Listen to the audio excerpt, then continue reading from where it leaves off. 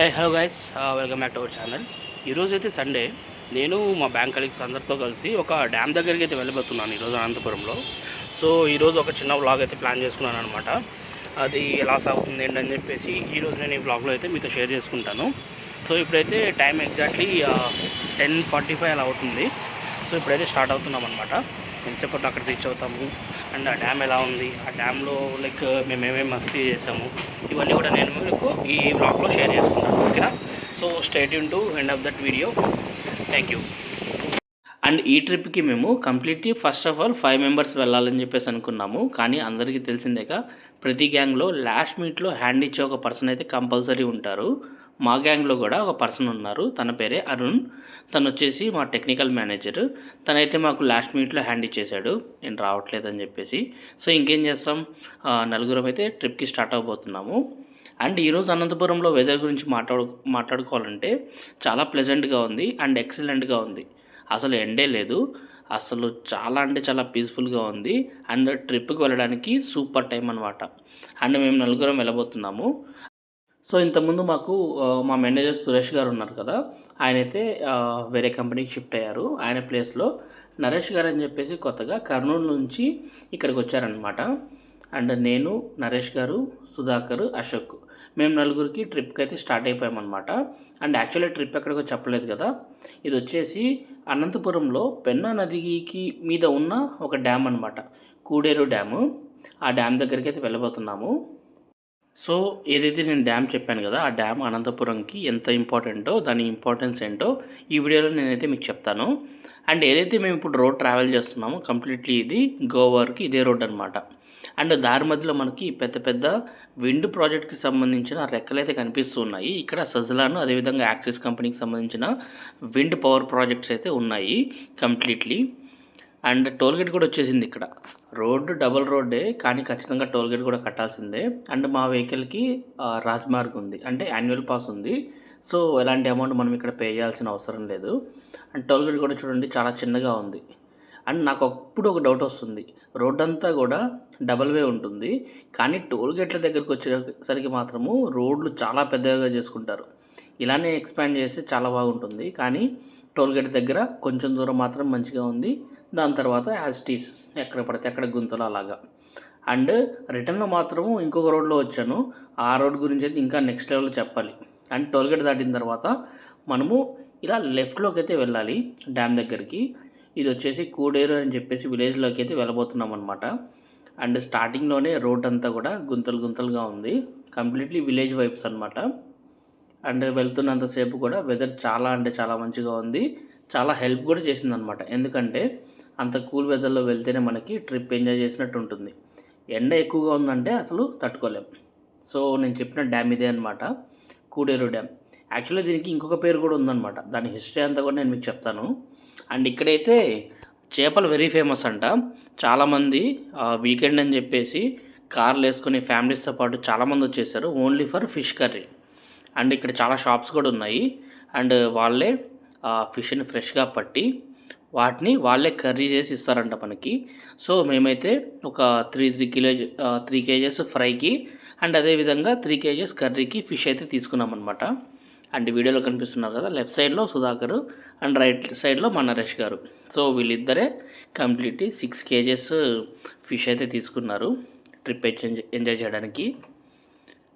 And ఇక్కడ ఏదైతే fish దొరికిందో అది కూడా చాలా ఫ్రెష్గానే ఉంది, ఎందుకంటే డ్యామ్ చేపలు కదా. డ్యామ్ చేపల్ని వీళ్ళు పట్టి అదేవిధంగా బాక్స్లో పెట్టి వాళ్ళే కర్రీ కూడా వండేస్తున్నారు. అండ్ ఇన్ కేస్ మీరు కానీ ఇక్కడికి వచ్చినప్పుడు ఈ హోటల్లో ఒకసారి ట్రై చేయండి, ఎందుకంటే ఫిష్ కర్రీ మాత్రం చాలా మంచిగా చేశారు, నెక్స్ట్ లెవెల్లో టేస్ట్ అయితే వచ్చింది. అండ్ అక్కడ కర్రీ వండే లోపల ఒకసారి డ్యామ్ని చూసి వచ్చేద్దామని చెప్పేసి స్టార్ట్ అయిపోయాము. అండ్ కంప్లీట్లీ డ్యామ్కి వెళ్ళే ఏదైతే ఈ దారి ఉందో మూతపడిపోయింది అనుకోండి, ఎందుకంటే కార్స్ బైక్స్ అయితే వెళ్ళేలా లేదు. మేమైతే నడుచుకుంటూ కింది దాకా అయితే వెళ్ళిపోతున్నాము. సో నాతో పాటు మా టీం అంతా కూడా వచ్చేస్తున్నారు కిందికి. అండ్ ఇక్కడికి వెళ్తున్నంతసేపు అంతా కూడా చిల్ల చెట్లు అండ్ మొత్తము ఒక ఫారెస్ట్ ఏరియాలా తయారైపోయింది కింద డ్యామ్ కింద. అండ్ నేను అనుకుంటున్నాను డ్యామ్ ఏమో అంత పైకి ఉంది, ఇన్ కేస్ వాటర్ వస్తే ఇవన్నీ కూడా మునిగిపోతాయి కదా అని చెప్పేసి. సో మీకు చూపిస్తాను చూడండి డ్యామ్ ఎలా ఉందో. అండ్ ఇక్కడ వెళ్తున్నంతసేపు ఈ ముళ్ళల్లోంచి వాళ్ళేమో సింపుల్గా వెళ్ళిపోతున్నారు. నాకేమో భయము ఎక్కడ లెక్క గుచ్చుకుంటాయని చెప్పేసి. సో కష్టపడి అలా కిందకి వంగి అలా నడుచుకుంటూ ముందరికి వెళ్తున్నాను. And kind of trekking vibes అయితే వచ్చాయి. అండ్ మనకి కేరళలో అతిరపల్లి వాటర్ ఫాల్స్ ఉంటాయి కదా, సేమ్ ఇలాంటి వైబే ఉండింది అక్కడ కూడా. సో మళ్ళీ అలాంటి ఎక్స్పీరియన్స్ ఇక్కడ పొందుతున్నాను. అండ్ డ్యామ్ అయితే చిన్నదే, కానీ ఈ డ్యామ్కి చాలా స్పెషాలిటీ ఉంది. సో అదేంటో ఇప్పుడు నేను చెప్తాను చూడండి మీకు. అండ్ అనంతపురంలో ద మోస్ట్ ఇంపార్టెంట్ ప్రాజెక్ట్ అయిన కూడేరు డ్యామ్, దీన్నే అసలు పిఏబిఆర్ డ్యామ్ అంటారు. పిఏబిఆర్ అంటే Penna Ahobilam balancing reservoir. And దీనికి ఆ పేరు ఎందుకు పెట్టారో చెప్తాను చూడండి. ఈ డ్యామ్కి యాక్చువల్లీ మనకి పెన్నా నది మీదే కట్టారు, కానీ దీంట్లో వచ్చే ఎక్కువ నీరు తుంగభద్ర నుంచి వచ్చే నీరు అనేది స్టోర్ అయితే అవుతూ ఉంటుంది. కట్టిన నది వచ్చేసి పెన్నా నదే, కానీ వాటర్ వచ్చేది తుంగభద్ర నుంచి. సో అందువల్ల దీనికి నేమ్ అనేది పిఏబిఆర్ అంటే పెన్నా అహోబిలం బ్యాలెన్సింగ్ రిజర్వాయర్ అని చెప్పేసి పెట్టారు దీనికి నేము.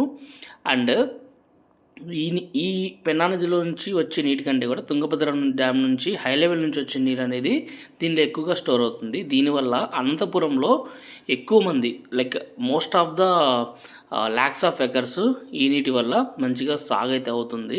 లైక్ ధర్మవరం కానివ్వండి, అదేవిధంగా మనకి రాప్తాడ్ మండలము, సో ఇలాంటి మండలాలన్నిటికీ వెళ్తుంది.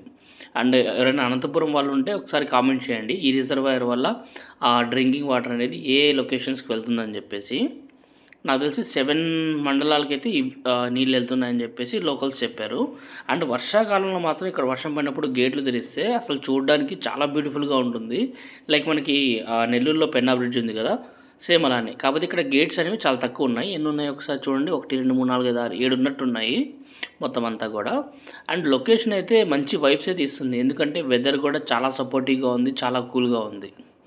అండ్ నేమ్ చూపిస్తాను చూడండి, రిజర్వాయర్ మీద ఆ నేమ్ అయితే రాశారు. అండ్ మంచి వైబ్స్ అండి, లైక్ ఫ్రెండ్స్తో వెళ్ళి చిల్ అవ్వడానికి మంచి హ్యాంగ్అవుట్ ప్లేస్. అందరికీ తెలిసిందేగా, ఇంకా లైక్ ఫ్రెండ్స్ అందరు కలిసి అవుటింగ్కి వెళ్తే ఏం జరుగుతుందో. మేమైతే ఇక్కడ కాసేపు ఫోటోషూట్ వీడియో షూట్లు అన్నీ కూడా చేసుకున్నాము. అండ్ ఇక్కడికి వెళ్ళడానికి చాలా కష్టపడ్డాను యాక్చువల్లీ, ఎందుకంటే తడవకుండా వెళ్ళాలి. చిన్న చిన్న రాళ్ళు ఉన్నాయి, ఆ రాళ్ళ నుంచి దూకెళ్ళాలి. కొంచెం అటు ఇటు అయినా కానీ నీళ్ళలో పడిపోయే పరిస్థితి. అండ్ ఇక్కడ ఇందాక ఒక పర్సన్ ఉన్నారు కదా, ఆయన అయితే చేపడుతున్నారు. ఆయనకు ఒక కొరమీన అయితే పడింది. అండ్ అడిగాను నేను కూడా ఫిషింగ్ చేయొచ్చు అని చెప్పేసి, కానీ బ్రదర్ వచ్చేసి వద్దులే బ్రదర్, అది ఇరుక్కుందంటే మళ్ళీ ఇబ్బంది పడదు నీళ్ళలోకి వెళ్ళని చెప్పేసి అన్నాడు. సో అందువల్ల తీసుకోలేదు. అండ్ కాసేపు ఫోటోషూట్స్ అయితే చేసుకున్నాను. అండ్ చాలా సరదాగా అనిపించింది, చిన్న చిన్న రాళ్ళు. అండ్ ఒకసారి కేరళ వైబ్స్ అనేవి గుర్తొచ్చాయి నాకు, ఎందుకంటే కేరళలో ఒకసారి అతిరపల్లి వాటర్ ఫాల్స్కి నేను నా ఫ్రెండ్ విష్ణు వెళ్ళినప్పుడు కూడా ఇలానే ఎంజాయ్ చేసాము. అండ్ అక్కడ కూడా సేమ్ కైండ్ ఆఫ్ వాటర్ ఉన్నాయన్నమాట. అంటే వర్షాకాలంలో వెళ్తే అసలు కిందికి కూడా అలో చేయరు. సో మేబీ ఇక్కడ కూడా గేట్స్ తెచ్చారంటే ఇక్కడ మనల్ని అలో చేయరు. సో టీం అంతా కూడా చాలా చిక్కగా చిల్ అయితే అవుతుందన్నమాట. అండ్ వెళ్ళేసరికి మాకు కర్రీ అండ్ ఫిష్ అంతా కూడా రెడీ చేశారు, అవి తీసేసుకొని మళ్ళీ రిటర్న్ ఒక మ్యాంగో తోటకైతే స్టార్ట్ అయిపోయాము. అండ్ ఇక్కడ చూడండి, లారీ అనేది కంప్లీట్లీ బోల్తా పడింది. మేము వచ్చేటప్పుడు అసలు ఇక్కడ ఏం లేదు, రిటర్న్ వచ్చేసరికి బీభత్సం అనమాట. అసలు ఇది ఒక రాజస్థాన్కి సంబంధించిన లారీ, డైరెక్ట్లీ ఇళ్ళలోకి వెళ్ళి పడిపోయింది. గుడ్ లక్ ఏంటంటే అక్కడ ఎవరు కూడా మనుషులు లేరు, ఎవరికి కూడా ఎలాంటి ప్రాణహాని అనేది లేదు. సో ఫైనల్లీ మేమైతే సుధాకర్ వాళ్ళ ఫ్రెండ్కి సంబంధించిన మ్యాంగో అంటే లైక్ మామిడి తోటకైతే వచ్చేసాము. అండ్ మామిడి పళ్ళు లేవు, కానీ ఆ చెట్లు, ఆ గాలి, ఆ ఫ్రెష్ ఎయిర్, ఆ వైబ్ అయితే వేరండి అసలు. అండ్ మేమైతే నలుగురం వెళ్ళాం, కానీ in case group of people ఉంటే మాత్రం ఈ తోటలో పిచ్చగా ఎంజాయ్ చేయొచ్చు. ఎందుకంటే కంప్లీట్లీ మా సుధాకర్ వాళ్ళ ఫ్రెండ్దే తోట. అండ్ మాకైతే నో లిమిట్స్ అనమాట. అండ్ నాకైతే ఒక చిన్న మ్యాంగో కూడా దొరికింది. సో ఇదిగోండి, మ్యాంగో సీజన్ అయిపోయింది, కానీ చిన్న చిన్న మ్యాంగోస్ కొన్ని ఉన్నాయన్నమాట, అవి తీసుకున్నాము. సో ఫైనల్లీ ఒక ఫుల్ డే అంతా కూడా చాలా చక్కగా కలీగ్స్తో హ్యాపీగా స్పెండ్ చేసేసి మళ్ళీ రిటర్న్ టు అనంతపురం అయితే స్టార్ట్ అయిపోయామన్నమాట. అండ్ అందరూ కూడా అవుట్ అయిపోయారు, నేనే డ్రైవింగ్ కంప్లీట్లీ. ఒక 35 to 40 కిలోమీటర్స్ అనుకోండి, ఎందుకంటే మేమైతే ఆ కూడేరు డ్యామ్ నుంచి మళ్ళీ ఆత్మకూరు వెళ్ళి ఆత్మకూరు నుంచి అనంతపురం వెళ్తున్నాం. మన నెల్లూరులోనే కాదండి ఆత్మకూరు, ఇక్కడ అనంతపురంలో కూడా ఒక ఆత్మకూరు ఉందంట. సో ఫైనల్లీ అదంతా కూడా తిరిగేసుకొని అనంతపురం అయితే రీచ్ అయిపోయాము. సో గైస్ ఈ విధంగా ఒక ఫుల్ సండే అనేది కలీగ్స్తో టైం స్పెండ్ అయితే చేశాను. అసలు సండే ఇంత త్వరగా అయిపోతుందా, వీకెండ్ అంత త్వరగా అయిపోతుందా అని చెప్పేసి అనుకున్నాను. అండ్ రేపు మళ్ళీ మండే అంటే work day, stress day. So మళ్ళీ యాస్టీస్గా వర్క్ అయితే వెళ్ళిపోవాలి రేపు. సో గైస్ ఇదనమాట ఫుల్ నేను ఎంజాయ్ చేసిన ఒక సండే. సో అదండి మందల. అండ్ ఈ వీడియో చూసినందుకు థ్యాంక్ యూ అండి. మళ్ళీ కలుద్దాం. Bye bye.